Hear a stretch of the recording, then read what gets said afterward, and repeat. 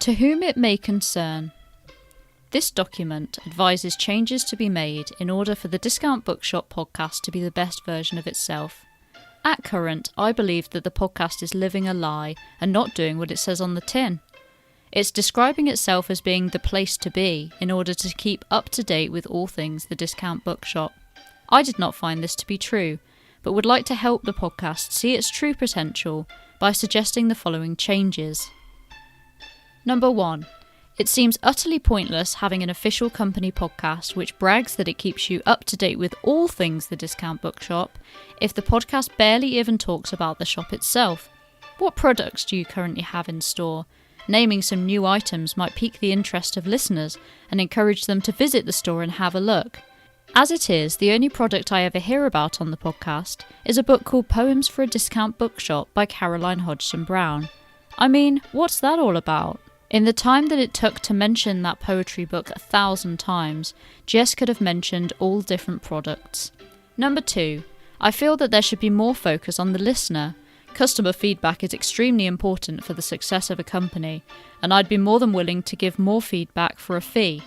I don't know if you're aware from my name, Linda Spoons, but I actually come from a background in specialised gardening for castles and stately homes which are open to the public. I have always been very open to the public giving feedback on my gardens, and I could often be found talking to visitors whilst dressed in a visitor's disguise myself. That mostly involved taking off my official gardener's lanyard, risking not being let back into the staff-only areas, but I felt that it was worth the risk. By going undercover, I found that visitors were more than happy to critique my gardening without fear of upsetting me. After all, they weren't to know that it was me who tirelessly maintained the wonderful gardens. My undercover character was called Ranger Ed. That might sound like an unusual name for a visitor to introduce themselves as, and the visitors often started by asking if I was a ranger who worked on site. But actually it's a very clever name for me to choose. You see, Ranger Ed is actually an anagram of gardener, and I wasn't a ranger, but I was the gardener. As you can imagine, I was very pleased with that, so when introducing myself to each visitor, I always made sure to start with, "My name's Ranger Ed, what's your name?" To which they would reply something like, "I'm Jemima and this is my husband Roger." Many people had things to say about my garden, and as I chatted to each person for longer and longer, the truth started to come out. "Why would you choose to plant roses there when they don't match the rest of the area?" they would say.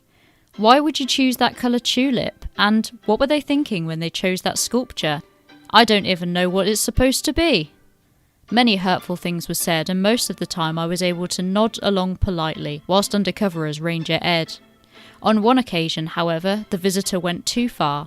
It was a hot day at the end of May, and I had been going undercover as Ranger Ed for 4 hours.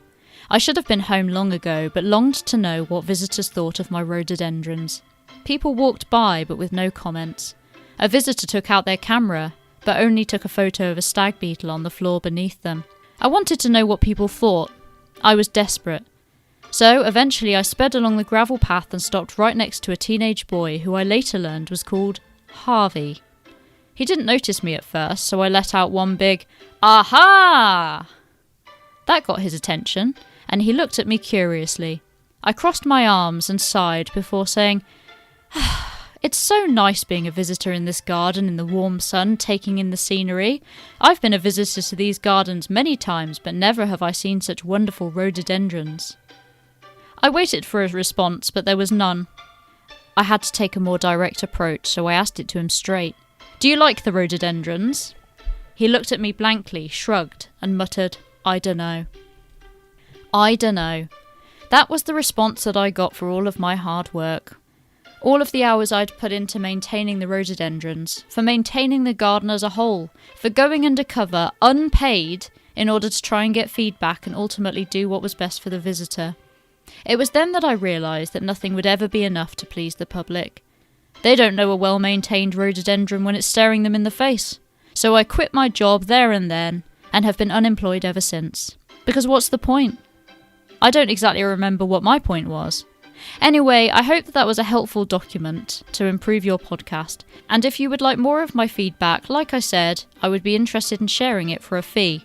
As I said, I'm currently unemployed, so would be willing to share my wisdom. Please get in touch if interested. Thank you and you're welcome, Linda Spoons.